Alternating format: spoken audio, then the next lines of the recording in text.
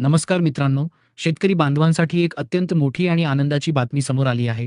राज्य सरकारने अखेर शेतकऱ्यांच्या कर्जमाफीचा अत्यंत महत्त्वाचा शासन निर्णय म्हणजे जी.आर. दिनांक 2 जून 2026 रोजी प्रसिद्ध केला आहे. ज्या शेतकऱ्यांचे कर्ज थकीत होते, तसेच जे शेतकरी वेळेवर कर्जाची परतफेड करत होते, अशा सर्व शेतकरी बांधवांना या योजनेचा मोठा लाभ मिळणार आहे. या व्हिडिओमध्ये आपण पुण्यश्लोक अहिल्यादेवी होळकर शेतकरी कर्जमुक्ती योजना 2026 बद्दल संपूर्ण माहिती ए टू झेड पाहणार आहोत. कोण पात्र आहे, कोण अपात्र आहे, नियम आणि अटी काय आहेत, हे सगळं सविस्तर समजून घेणार आहोत. त्यामुळे हा व्हिडिओ शेवटपर्यंत नक्की पहा. चला तर मग वेळ न घालवता व्हिडिओ सुरू करूयात. तर शेतकरी मित्रांनो, दरवर्षी वेगवेगळ्या कारणांमुळे शेतकऱ्यांचे मोठ्या प्रमाणावर नुकसान होत असते. अनेक बाधित शेतकरी वेळेत कर्जाची परतफेड करू शकत नाहीत आणि यामुळेच त्यांना दिलासा देण्यासाठी सरकारने ही कर्जमुक्ती जाहीर केली आहे. 6 मार्च 2026 रोजी झालेल्या अर्थसंकल्पीय अधिवेशनात मुख्यमंत्री महोदयांनी या संदर्भात घोषणा केली होती आणि आता 2 जून 2026 रोजीच्या मंत्रिमंडळ बैठकीत यावर अंतिम शिक्कामोर्तब करून हा शासन निर्णय काढण्यात आला आहे. या योजनेचे नाव पुण्यश्लोक अहिल्यादेवी होळकर शेतकरी कर्जमुक्ती योजना 2026 असे ठेवण्यात आले आहे. या योजनेचे प्रामुख्याने 2 भाग आहेत.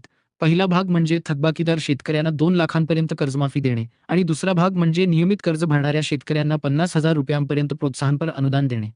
आता आपण सर्वात महत्त्वाचा भाग म्हणजेच कर्जमुक्तीचे नियम सविस्तर समजून घेऊयात.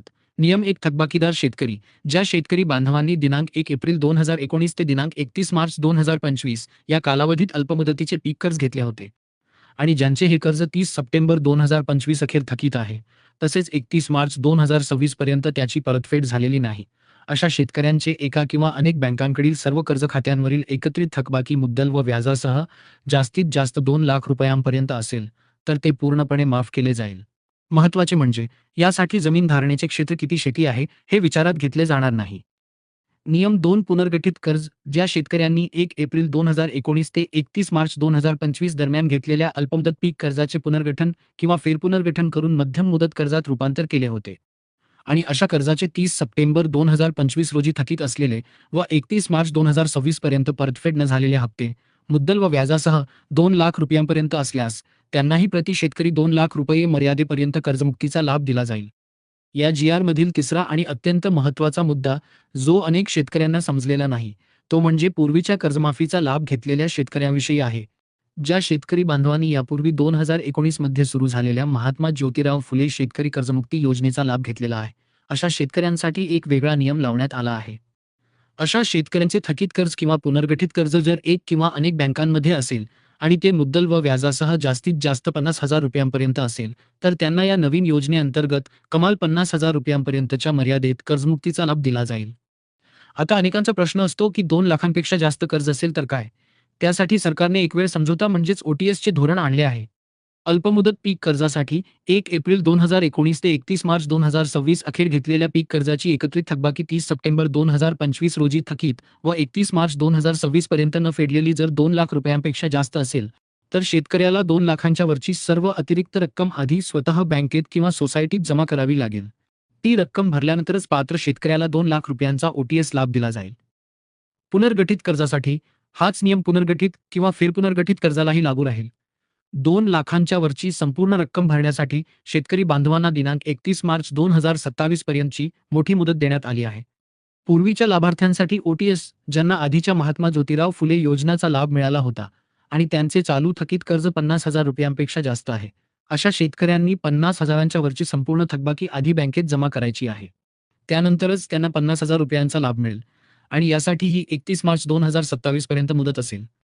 NPA खात्यांसाठी वाटाघाटी समिती, राष्ट्रीयकृत खाजगी आणि ग्रामीण बँकांकडील शेतकऱ्यांच्या अनुत्पादित कर्जांना लाभ देताना बँकेच्या लेझर बॅलन्सनुसार सूट देण्यासाठी अपर मुख्य सचिव यांच्या अध्यक्षतेखाली एक विशेष उच्चस्तरीय समिती नेमण्यात आली आहे, जी बँकांशी वाटाघाटी करून सुटीची रक्कम निश्चित करेल.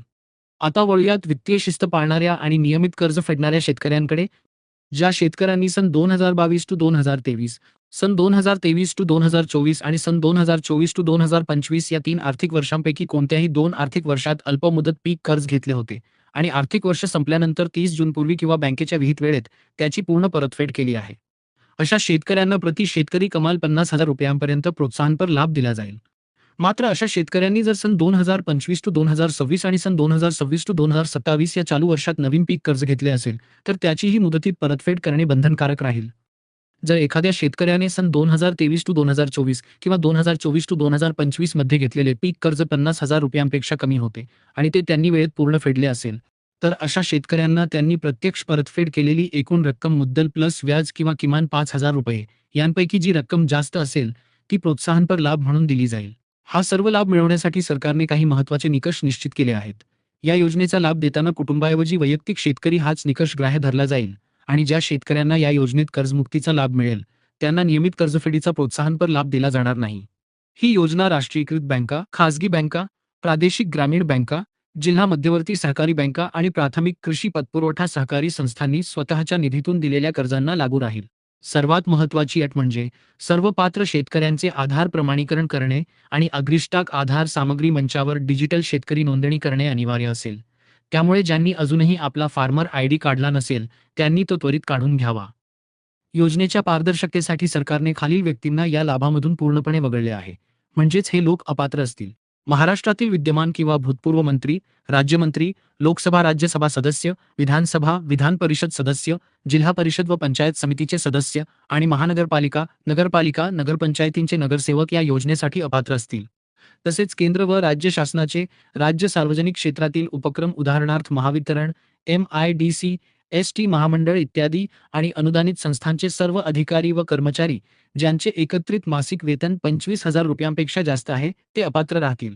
शेतीव्यतिरिक्त इतर उत्पन्नाच्या स्रोतातून जे व्यक्ती आयकर भरतात ते देखील अपात्र असतील. 25,000 रुपयांपेक्षा जास्त मासिक पेन्शन घेणारे निवृत्ती वेतनधारक देखील अपात्र आहेत. परंतु माजी सैनिक बांधवांना यातून वगळण्यात आले आहे. म्हणजेच माजी सैनिकांना लाभ मिळणार आहे. कृषी उत्पन्न बाजार समित्या, सहकारी साखर कारखाने, सूतगिरण्या, नागरी सहकारी बँका, जिल्हा मध्यवर्ती बँका, राज्य सहकारी बँक, सहकारी दूध संघ यांचे पदाधिकारी, अध्यक्ष, उपाध्यक्ष व संचालक मंडळ आणि 25,000 पेक्षा जास्त वेतन असणारे कर्मचारी अपात्र असतील. मात्र सहकारी साखर कारखान्यांचे हंगामी कामगार या योजनेसाठी पात्र राहतील. शेतकरी मित्रांनो, ही संपूर्ण प्रक्रिया मानवी हस्तक्षेप टाळण्यासाठी पूर्णपणे ऑनलाईन पद्धतीने राबवली जाणार आहे. या योजनेवर देखरेख ठेवण्यासाठी आणि निकषात आवश्यकतेनुसार बदल करण्यासाठी मुख्यमंत्र्यांच्या अध्यक्षतेखाली एक मंत्रिमंडळ उपसमिती गठीत करण्यात आली आहे, ज्यामध्ये मुख्यमंत्री अध्यक्ष, दोन्ही उपमुख्यमंत्री, महसूल मंत्री, कृषी मंत्री, सहकार मंत्री हे सदस्य असून प्रधान सचिव सहकार हे सदस्य सचिव आहेत. तसेच मार्गदर्शक सूचनांमध्ये बदल करण्यासाठी मुख्य सचिवांच्या अध्यक्षतेखाली दुसरी एक प्रशासकीय समिती देखील काम करेल. या योजनेच्या अंमलबजावणीसाठी एकूण निधीच्या 0.5% रक्कम ही प्रकल्प अंमलबजावणी खर्च म्हणून मंजूर करण्यात आली आहे, ज्यातून ऑनलाईन पोर्टल तयार करणे, जाहिराती देणे, शेतकरी मेळावे, बैठका घेणे, कंत्राटी मनुष्यबळ आणि आपले सरकार सेवा केंद्रांना द्यायची रक्कम अदा केली जाईल. याशिवाय भविष्यात शेतकऱ्यांना कर्जपुरवठा करणे सुलभ व्हावे म्हणून सहकार आयुक्त व निबंधक, पुणे यांच्या स्तरावर कृषी कर्जासाठी सहकारी आधार सामुग्री संचयिका म्हणजेच सहकार स्टॅक स्थापित केला जाणार आहे. तर शेतकरी मित्रांनो, ही होती 2 जून 2026च्या ऐतिहासिक GRची संपूर्ण आणि सविस्तर माहिती. या संदर्भात जसे काही नवीन अपडेट्स किंवा पुढील GR येतील ते मी तुमच्यापर्यंत नक्की पोहोचवत राहीन. या मूळ GRची लिंक मी खाली डिस्क्रिप्शन बॉक्समध्ये दिली आहे. तिथून तुम्ही तो डाउनलोड करून वाचू शकता. हा माहितीपूर्ण व्हिडिओ आपल्या सर्व शेतकरी बांधवांपर्यंत WhatsApp ग्रुपवर नक्की शेअर करा, जेणेकरून कोणाचीही माहिती चुकणार नाही. व्हिडिओ आवडला असेल तर लाईक करा आणि आपल्या योजना परिचय चॅनेलला सबस्क्राईब करायला विसरू नका. पुन्हा भेटू अशाच एका नवीन आणि महत्त्वाच्या अपडेटसह. धन्यवाद. जय हिंद, जय महाराष्ट्र.